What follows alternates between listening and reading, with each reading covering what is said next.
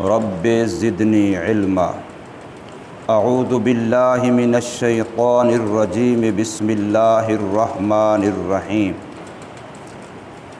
اذ قال موسیٰ لأہلہ انی آنست نارا سآتیکم منہا بخبر او آتیکم بشہاب قبس لعلکم تصطلون۔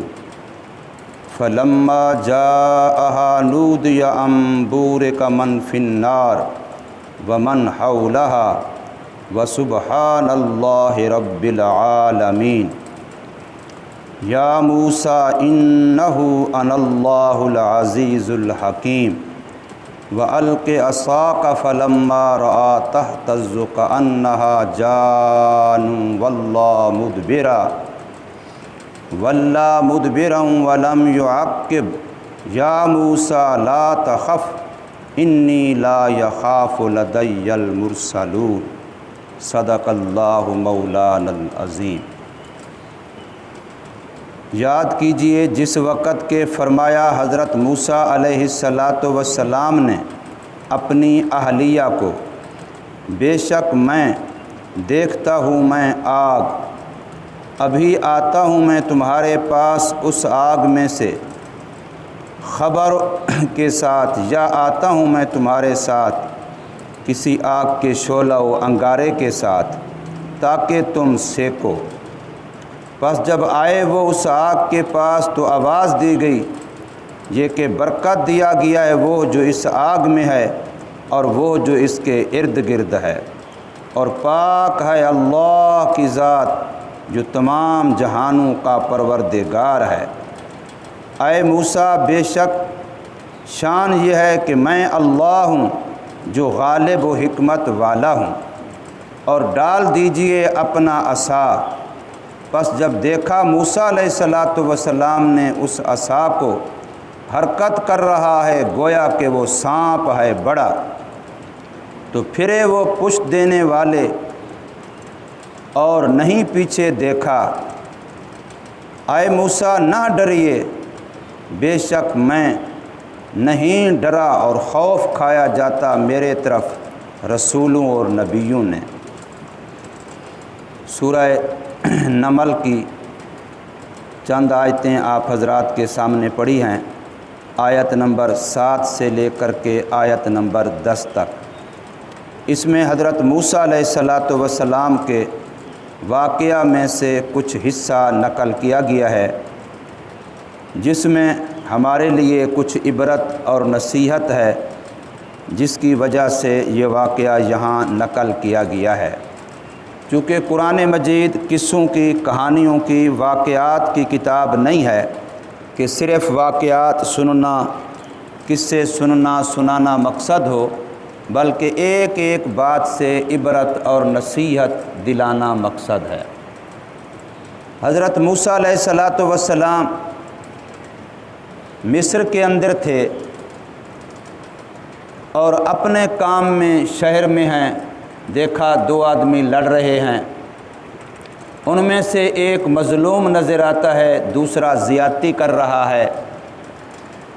موسیٰ علیہ السلام نے ان کو چھڑانے کے لیے، صلح کے لیے کوشش کی، لیکن جو قبطی تھا، زور آور تھا، زیادتی کر رہا تھا، وہ نہیں مان رہا تھا، تو موسیٰ علیہ السلام نے تادیباً اس کو ایک مکہ تھپڑ مارا، جس سے وہ تو وہیں مر گیا۔ حالانکہ قرآن مجید کے اندر ہے کہ موسیٰ علیہ السلام کا ارادہ اور خیال اس کو مارنے کا قطعاً نہیں تھا، خلاف توقع، خلاف خیال ایسا ہو گیا۔ اب موسیٰ علیہ السلام نے دیکھا دوسرے دن پھر وہی بندہ جو کمزور تھا بظاہر، جس کی مدد کر رہے تھے موسیٰ علیہ السلام، وہ پھر کسی اور سے لڑ رہا ہے۔ تو موسیٰ علیہ السلام سمجھ گئے کہ یہ بھی کوئی شرارتی ہے، کل بھی یہی لڑ رہا تھا جس کی وجہ سے خطاً ایک بندہ مر گیا، اور آج یہ پھر وہی لڑ رہا ہے۔ اس نے دیکھا کہ کل بھی اس نے مجھے بچایا تھا، چھڑایا تھا، اس نے پھر فریاد کی کہ میں مظلوم ہوں، میری مدد کر۔ تو موسیٰ علیہ السلام نے اس کو جھڑک دیا۔ اس سے تھوڑا سا اشارہ نکلا کہ شاید کل والا معاملہ بھی موسیٰ علیہ السلام سے پیش آیا، قتل تو ہو گیا تھا، قاتل نہیں مل رہا تھا۔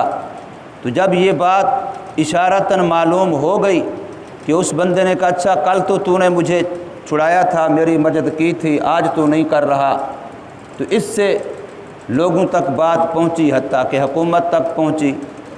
تو ایک بندہ جو خفیہ طور پہ موسیٰ علیہ السلام پہ ایمان لا چکا تھا، اس نے موسیٰ علیہ السلام کو آ کر کے بتایا کہ آج حکومت نے تیرے خلاف گرفتاری کا آرڈر کر دیا ہے اور تجھے قتل کے جرم میں، قتل کے مقدمے میں گرفتار کیا جائے گا، اور اس قتل کی سزا قتل ہے اور تیری جان خطرے میں ہے۔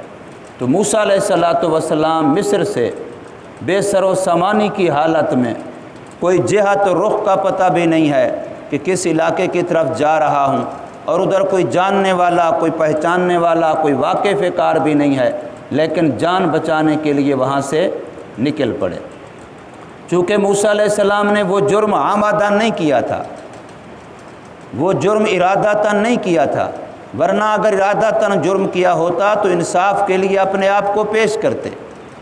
چونکہ وہ مجرم نہیں تھے، عند اللہ وہ پاک تھے، ان کا کوئی قصور نہیں تھا، یہ گناہ شمار نہیں ہوتا، اس لیے موسیٰ علیہ السلام جان بچانے کے لیے وہاں سے نکل پڑے۔ دوسرا یہ کہ اس وقت جو فرعونی عدالتیں تھیں ان سے انصاف کی توقع بھی نہیں تھی، اور وہ ظالم لوگ تھے، اور پھر خصوصاً ان کے لیے جو ان کے موقف کے خلاف تھے، جو ان کے مذہب کے خلاف تھے، جو ان کو رب العالی نہیں بلکہ ایک انسان اور وہ بھی کمزور انسان سمجھتے ہیں، تو ایسے بندے کے بارے میں تو ان سے انصاف کی بالکل توقع نہیں تھی۔ اس لیے موسیٰ علیہ السلام وہاں سے سفر ہجرت پر نکل پڑے، اور راستے میں مختلف واقعات پیش آئے۔ بالآخر حضرت شعیب علیہ السلام کے پاس مدین پہنچے، جہاں ان کی بیٹی سے نکاح ہوا، 10 سال ان کے پاس رہے۔ اب وہاں سے معاہدہ 10 سال کا پورا کر چکنے کے بعد واپسی کر رہے ہیں اپنی اہلیہ کے ساتھ مصر کی طرف۔ تو اب مصر کی طرف واپس جاتے ہوئے راستے میں یہ صورتحال پیش آ رہی ہے کہ موسم ٹھنڈا ہے، سردی سخت ہے، اور ادھر راستہ بھٹکا بھولا ہوا ہے کہ پتہ نہیں ہم صحیح سمت پہ جا رہے ہیں یا صحیح سمت سے کہیں ہٹ گئے ہیں۔ تو اب اس حالت میں ہیں کہ موسیٰ علیہ السلام کو دور سے آگ کی شکل نظر آئی کہ وہاں آگ ہے، ظاہر ہے جہاں آگ ہے وہاں کوئی بندہ بھی ہوگا، آبادی بھی ہوگی۔ تو موسیٰ علیہ السلام کو 2 چیزوں کی ضرورت تھی، ایک راستہ پوچھنے کی اور دوسرے آگ کی، تاکہ گرمی کا علاج کیا جا سکے، گرمی سے بچا جا سکے۔ تو موسیٰ علیہ السلام نے اپنی اہلیہ سے فرمایا کہ تم یہاں ٹھہرو۔ قرآن مجید میں یہاں جو لفظ آتے ہیں جمع کے آتے ہیں، امکثو، تم یہاں ٹھہرو، اور میں وہاں سے اطلاع لاتا ہوں، بے خبرن، راستہ پوچھ کے آتا ہوں، آگ جو ہے کوئی بندہ بھی ہوگا، وہ میری رہنمائی کرے گا کہ ہم صحیح سمت پہ جا رہے ہیں یا نہیں۔ اور دوسرا یہ کہ میں وہاں سے آگ لے آؤں گا، بشہاب قبس، لکڑی کے ساتھ کوئی انگارہ لے کے آؤں گا، اس سے آگ جلا کر کے ہم تستلون، تم گرمی حاصل کرو گے۔ علماء نے نقطہ لکھا ہے، پہلی بات تو یہ کہ جو طبعی انسان کی حاجتیں ضرورتیں ہوتی ہیں ان کے لیے سعی و کوشش کرنا یہ بندے کے نیک ہونے اور توکل کے خلاف نہیں ہے۔ وقت کا نبی بھی یہ کر رہا ہے تو ہمیں بھی کرنا چاہیے۔ جب کسی چیز کی ایک طبعی طور پہ انسان کی جسمانی طور پہ، انسانیت کے طور پہ، مخلوق ہونے کے ناطے، ایک جاندار ہونے کے ناطے کوئی بھی ضرورت ہے، سردی سے بچنا، گرمی سے بچنا، فلاں فلاں، تو اس کے اسباب اختیار کرنا اور اس کے لیے کوشش کرنا یہ انسان کے نیک ہونے کے خلاف بھی نہیں ہے اور توکل کے خلاف بھی نہیں ہے۔ اور دوسرا یہ کہ موسیٰ علیہ السلام نے اپنی بیوی جو کہ ایک ہی بندی تھی، اللہ کی ایک ہی عورت تھی، اس کے لیے سیگے دونوں جگہ پر جمع کے بولے ہیں، تم یہاں ٹھہرو اور تم گرمی حاصل کرو گے آگ سے۔ تو اس سے پتہ، حالانکہ یہ جمع کا صیغہ جب ایک بندے کے لیے بولا جاتا ہے تو یہ اکرام و اعزاز کے لیے ہوتا ہے۔ جیسے کوئی انسان والد کو تو نہیں کہتا، تم کہتا ہے، استاذ کو تو نہیں کہتا، تم کہتا ہے، اپنے کسی بھی بڑے کو تو نہیں کہتا کہ تو نے یوں کیا، تو نے یوں کہا، بلکہ کہتا ہے آپ نے، تم نے، تو یہ اعزاز و اکرام کے لیے ہوتا ہے۔ تو اس سے پتہ چلا کہ اعزاز و اکرام بیوی کا بھی ہے۔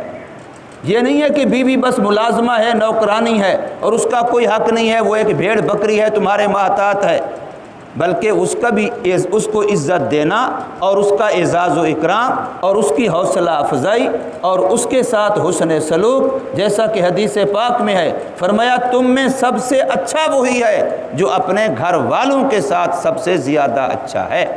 اور خود سرکار مدینہ صلی اللہ علیہ وسلم سے اپنی بیویوں میں سے ایک ایک کے بارے میں بھی جمع کے الفاظ حدیث پاک کے اندر موجود ہیں۔ حضرت موسیٰ علیہ السلام نے بیوی سے عرض کی کہ آپ یہاں بیٹھیں، میں وہاں آگ دیکھ رہا ہوں، اور جس سمت پہ آگ نظر آئی تھی وہ سمت کوہ طور کی تھی، جبل طور کی تھی۔ اس وقت تک تو موسیٰ علیہ السلام پر وحی کا سلسلہ شروع نہیں ہوا تھا اور کوہ طور پر آنا جانا نہیں ہوا تھا، لیکن کوہ طور کی طرف تھی۔ اس کو قرآن مجید نے کہیں وادی مقدس کہا ہے، کہیں اس کو قرآن نے طوا کہا ہے، کہیں اس کو قرآن نے وادی سینا کہا ہے، کہیں قرآن نے اس کو قطع مبارکہ کہا ہے۔ مختلف الفاظ سے قرآن نے اس جگہ کو تعبیر کیا ہے جہاں ان کو وہ آگ نظر آ رہی تھی۔ موسیٰ علیہ السلام آگ کی طرف سفر کر کے جب وہاں پہنچے، دیکھتے ہیں کہ ایک سرسبز درخت ہے اور اس سے نور نکل رہا ہے، اور جتنا نور زیادہ ہوتا ہے اتنا وہ درخت زیادہ ہرا بھرا ہو جاتا ہے۔ بظاہر گویا کہ جتنا آگ بڑھتی ہے اتنا درخت کی تر و تازگی، اس کا سبزہ، اس کا زیادہ بارونق ہونا وہ مزید بڑھ جاتا ہے۔ تو موسیٰ علیہ السلام وہاں قریب پہنچ گئے، اس وادی سینا کے اندر ہیں، اس پاک وادی کے اندر ہیں۔ وہاں پہنچے تو اللہ نے ساتھ حکم فرمایا انک بالواد المقدس طوا، کہ آپ طوا کی پاک وادی میں ہیں، لہذا فخلا نعلیک، آپ جوتے اتار دیجئے۔ اور ہمارے پیغمبر محمد الرسول اللہ صلی اللہ علیہ وسلم معراج پہ تشریف لے گئے تو کہیں یہ واقعہ نہیں آتا کہ آپ کو کہا گیا ہو کہ آپ جوتے اتار دیجئے، یہ تذکرہ کہیں نہیں آتا۔ اگرچہ یہ بھی کہیں بظاہر صاف حدیثوں میں نہیں ہے کہ حضور نے جوتے پہنے ہوئے تھے، لیکن یہ بھی کہیں نہیں آتا کہ آپ کو کہا گیا ہو آپ کو کہ بھی آپ جوتے اتار دیجئے۔ اس لیے عام خطیبوں نے یہ بات عمومی طور پہ کرتے ہیں کہ حضور صلی اللہ علیہ وسلم جوتوں سمیت، جب باقی لباس سمیت تھا دنیا والا تو پھر جوتے بھی سمیت ہوں، اس میں کوئی بات ایسی نہیں ہے جو قابل انکار ہو۔ تو حضرت موسیٰ علیہ السلام کے بارے میں قرآن مجید کے اندر دوسری جگہ پر یہ صاف آتا ہے فخلا نعلیک، کہ آپ اپنے جوتے اتار دیجئے۔ اب وہ جو آگ نظر آ رہی تھی وہ حقیقتاً انوارات الہیہ کی تجلی تھی، انوارات الہیہ کی تجلی تھی، تجلی ذاتی نہیں تھی، یاد رکھیے، جو اللہ تعالیٰ کی ذات کی تجلی ہے وہ نہیں تھی۔ اور دوسرا یہاں پر کئی سارے لوگ جو تصوف کے بہانے حلول کے قائل ہوتے ہیں اور پھر اس سے باطل فرقوں کے لیے دروازہ کھلتا ہے، وہ بھی قطع نہیں تھا کہ اس درخت میں اللہ کی ذات اتر آئی تھی۔ اس کو عقیدہ حلول کہتے ہیں۔ ہندو کہتے ہیں کہ گائے کے اندر خدا کی ذات آ جاتی ہے، اور بت پرستوں کا خیال تھا کہ جن بتوں کو ہم پوجتے ہیں ان بتوں میں اللہ کی ذات حلول کر آتی ہے۔ مجوسی کہتے ہیں آگ میں اللہ کی ذات حلول کر آتی ہے، اور سورج اور چاند کے پجاری کہتے ہیں کہ ان میں اللہ کی ذات حلول کر آتی ہے۔ یعنی ایک چیز ہے اس کے اندر گویا اللہ کی ذات آ جاتی ہے، اب وہ چیز اللہ بن جاتی ہے، جس کو ان کے عقیدے میں کہتے ہیں وحدت الوجود، کہ بھی دنیا میں جتنے وجود ہیں وہ سب ایک ہی وجود ہے اور وہ ہے اللہ کا وجود، سب میں اللہ بولتا ہے۔ اسی کو منصور نے اپنی جگہ پر کہا تھا انا الحق۔ تو ظاہر علماء نے جو ظاہر شریعت کے ماہرین تھے انہوں نے ارتداد کا فتویٰ لگایا تھا، جس کی بنا پر اسے قتل کر دیا گیا تھا۔ اس لیے وہ جو درخت میں نور نظر آ رہا تھا اس کا یہ معنی نہیں ہے کہ اس درخت میں اللہ کی ذات آ گئی تھی یا اس درخت میں اللہ کی تجلی ذاتی آ گئی تھی۔ جو تجلی ذاتی کوہ طور پہ پڑی موسیٰ علیہ السلام کے اس اصرار پر کہ میں آپ کی ذات کو دیکھنا چاہتا ہوں، کہ مجھے اپنا دیدار کروائیے، تو اللہ نے فرمایا لن ترانی، آپ ہرگز مجھے نہیں دیکھ سکتے، ہاں البتہ آپ کا اصرار ہے تو آپ اس پہاڑ کی طرف دیکھیے۔ جب پہاڑ پر اللہ نے تجلی ذاتی ڈالی تو وہ پہاڑ برداشت نہیں کر سکا، اور موسیٰ علیہ السلام پہاڑ سے الگ ہونے کے باوجود بھی وَخَرَّ مُوسَىٰ صَاعِقًا، حضرت موسیٰ علیہ السلام بے ہوشی اور غشی کھا کر کے گر پڑے۔ تو اس لیے وہ تجلی ذاتی بھی نہیں تھی، کیوں؟ اگر تجلی ذاتی ہوتی، موسیٰ علیہ السلام اس درخت میں پہلے دن ہی وہ دیکھ چکے ہیں، تو پھر بعد میں وہ اللہ سے دیدار کی خواہش اور درخواست نہ کرتے پھرتے۔ وہ تو اللہ سے بار بار درخواست کر رہے ہیں، رب ارنی، اللہ مجھے اپنا آپ دکھلائیے، میں آپ کا دیدار کرنا چاہتا ہوں۔ تو اس لیے علماء نے فرمایا کہ یہاں جو تھی وہ صرف انوارات الہی کی تجلی تھی، تجلی ذاتی بھی نہیں تھی، اور اللہ کی ذات کا درخت میں حلول کر جانا یہ بھی نہیں تھا، ورنہ اس سے کئی ساری عقیدے کے لحاظ سے خرابیاں پیدا ہوتی ہیں۔ پھر اللہ تبارک و تعالیٰ کی طرف سے وہاں ایک آواز آئی، اور اس آواز کے لیے قرآن مجید میں مختلف صورتوں میں مختلف الفاظ اور مختلف تعبیرات اختیار کی گئیں۔ ان اللہ، میں اللہ ہوں۔ اب وہ آواز جو آئی ہے وہ صرف اس درخت سے نہیں آئی، اس آگ سے نہیں آئی، کیوں؟ اس لیے کہ اللہ تعالیٰ کی ذات کے لیے کوئی ایک جہت مختص نہیں ہے کہ ادھر سے آواز آ رہی ہے۔ وہ آواز موسیٰ علیہ السلام کو ایسے آئی گویا چاروں طرف سے وہ آواز آ رہی ہے، کوئی ایک جہت اس کی متعین نہیں ہے۔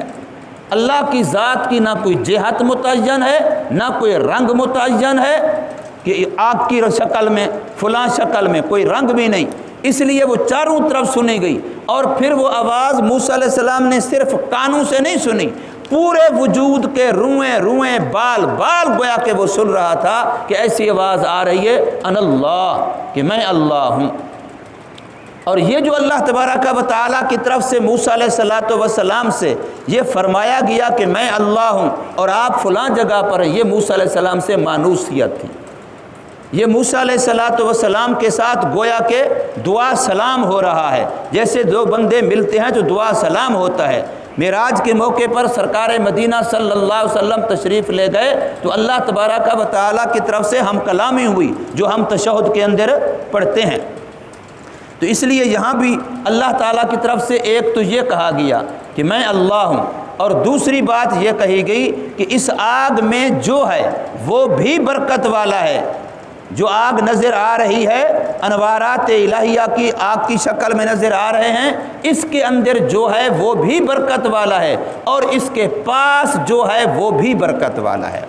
اب اس میں علماء کی دونوں رائے ہیں کہ بھی چونکہ وہ وادی مقدس، وہ بقعہ مبارکہ، وہ سارے کا سارا منور تھا، درخت تو ایک جہت تھی، ویسے وہ سارا پاک بھی تھا اور منور بھی تھا۔ موسیٰ علیہ السلام اسی کے اندر جوتا اتار کے پہنچ گئے ہیں۔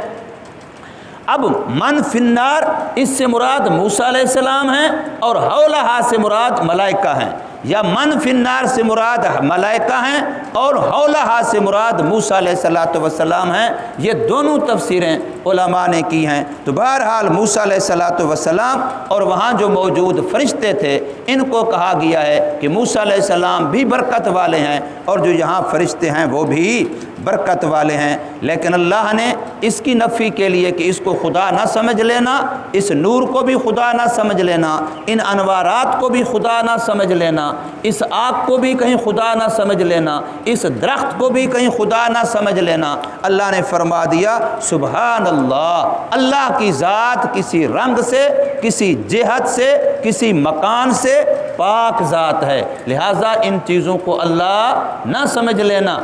اس لیے وہ درخت جہاں حدیبیہ کے مقام پر 1400 صحابہ نے حضور صلی اللہ علیہ وسلم سے بیعت لی تھی، اس درخت کو بھی حضرت عمر رضی اللہ عنہ کے دور میں کاٹ دیا گیا تاکہ لوگ اس کی پوجا پاٹ شروع نہ کر دیں۔ تو یہاں بھی اللہ نے اس درخت کے بارے میں یہ فرمایا، اور یہ درخت جو حضرت موسیٰ علیہ السلام کو آگ نظر آئی تھی، پیر ذوالفقار صاحب نے اپنی ایک کتاب میں سفرنامہ میں لکھا ہے کہ وہ وہاں گئے ہیں اور اس درخت کے قریب نماز بھی پڑھی ہے اور اس درخت کو دیکھا بھی ہے، اور فرمایا آج بھی وہاں یہودیوں کا حکومت کی طرف سے ایسا کنٹرول قبضہ ہے کہ وہاں ان کی اجازت کے بغیر اور خصوصی افراد و شخصیات کے بغیر کسی کو وہاں جانے نہیں دیتے، اور نماز بھی اس کی طرف رخ کر کے قریب نہیں پڑھنے دیتے جو وہاں کی انتظامیہ ہے۔ حضرت نے یہ لکھا ہے کہ پھر کہتے ہیں میں نے کسی آدمی سے وہاں جہت کعبہ معلوم کی اور اس طرف رخ کر کے پھر میں نے 2 رکعت نماز پڑھی ہے۔ حضرت نے اپنی کتاب میں سفر نامے میں یہ کہیں لکھا ہے، میں نے پڑھا ہے۔ تو یہاں فرمایا جا رہا ہے اذ قال، اے محمد کریم صلی اللہ علیہ وسلم اس وقت کو، اس واقعے کو یاد کیجئے جب فرمایا تھا حضرت موسیٰ علیہ السلام نے لِأَهْلِهِ اپنی اہلیہ کو۔ اس سے یہ بھی پتہ چلا کہ اہل کا لفظ نبی کی بیویوں کے لیے پہلے بولا جاتا ہے، اولاد کا تذکرہ بعد میں ہے۔ یہ جو شیعہ لوگوں نے اہل بیت صرف حضرت فاطمہ پنجتن پاک کو بنایا ہوا ہے اور حضور صلی اللہ علیہ وسلم کی ازواج مطہرات کا انکار کر دیتے ہیں تو یہ جھوٹ بولتے ہیں۔ حضرت ابراہیم علیہ السلام کا واقعہ قرآن میں پڑھیں، وہاں بھی اہل بیت ابراہیم علیہ السلام کی بیوی کو کہا گیا ہے اور یہاں بھی اہل ہی حضرت موسیٰ علیہ السلام کی بیوی کو کہا گیا ہے۔ اس لیے ہمارے عرف میں بھی یہ ہوتا ہے کہ صرف بیوی بھی ساتھ ہو تو بندہ کہتے ہیں میرے گھر والے ساتھ ہیں۔ یہ اردو میں ترجمہ ہے اہل کا، اہل بیت کا اردو میں ترجمہ گھر والے۔ تو اہل بیت کے اندر بیوی پہلے نمبر پہ داخل ہے، اس لیے شیعوں کا یہ کہنا کہ ازواج مطہرات تو وہ تو بیویاں ہیں اور اہل بیت صرف اولاد ہوتی ہے، اولاد در اولاد جو حضرت علی، حضرت فاطمہ، حسن، حسین، یہ ان کے خیال میں صرف اہل بیت ہیں، تو یہ ان کی غلطی ہے۔ اہل بیت میں حضور صلی اللہ علیہ وسلم کی بیویاں بھی داخل ہیں، بلکہ ایک حدیث پاک کے مطابق قیامت تک آنے والا ہر مسلمان جو متقی پرہیزگار نیک ہے وہ حضور فرما رہے ہیں میرے اہل میں ہے، کل تقی نقی فہو اہلی۔ اور حضرت سلمان فارسی جو کہ عربی النسل بھی نہیں تھا، حضور نے فرمایا السلمان منی، سلمان تو میرے گھر والوں میں سے ہے، سلمان میرے اہل بیت میں سے ہے۔ تو یہاں پر فرمایا جا رہا ہے کہ اے محمد صلی اللہ علیہ وسلم اس وقت کو، اس واقعے کو یاد کیجئے جب حضرت موسیٰ علیہ السلام نے اپنی اہلیہ سے فرمایا انی آنست نارا، بے شک میں محسوس کرتا ہوں، دیکھتا ہوں دور سے آگ کو، سآتیکم، ابھی آتا ہوں میں تمہارے پاس۔ دیکھو نا، قم کا لفظ بولا، جمع کا لفظ بولا، حالانکہ ایک بیوی تھی۔ آتا ہوں میں تمہارے پاس، منہا اس آگ میں سے، بے خبرن، وہاں سے کوئی اطلاع لاتا ہوں کہ ہم صحیح رخ پہ جا رہے ہیں یا نہیں، او آتیکم بشہاب قبس، یا میں تمہارے پاس وہاں سے آتا ہوں لکڑی پر لگا ہوا آگ کا انگارہ لے کر کے، لعلکم تصطلون، تاکہ تم اس کو سیکو اور اس سے گرمی حاصل کرو۔ فلما جاءہا، بس جب تشریف لائے اے موسیٰ علیہ السلام اس آگ کے پاس، نودیا، تو اب موسیٰ علیہ السلام کو اللہ کی طرف سے آواز دی گئی، انبور کا من فی النار، یہ کہ برکت دیے گئے ان کو جو آگ میں ہیں، ومن حولہا، اور جو اس کے ارد گرد ہیں، یعنی فرشتے اور موسیٰ علیہ السلام۔ وسبحان اللہ، اور فرمایا اللہ کی ذات پاک ہے، کہیں اس کو اللہ نہ سمجھ لینا، اس کی تو شکل نظر آ رہی ہے، اس کا تو رنگ نظر آ رہا ہے، اللہ تعالی شکل، رنگ، جسم و جسمانیت سے پاک ذات ہے، رب العالمین، جو تمام جہان والوں کی پروردگار ہے۔ یا موسیٰ، اے موسیٰ علیہ السلام، انہو، بے شک شان یہ ہے، ان اللہ، میں اللہ ہوں، العزیز، جو غالب ہے، الحکیم، جو بڑا حکمت والا ہے۔ اللہ تبارک و تعالی ہمیں سمجھ نصیب فرمائے اور عمل کی توفیق دے۔ اگلی آیات انشاءاللہ کل۔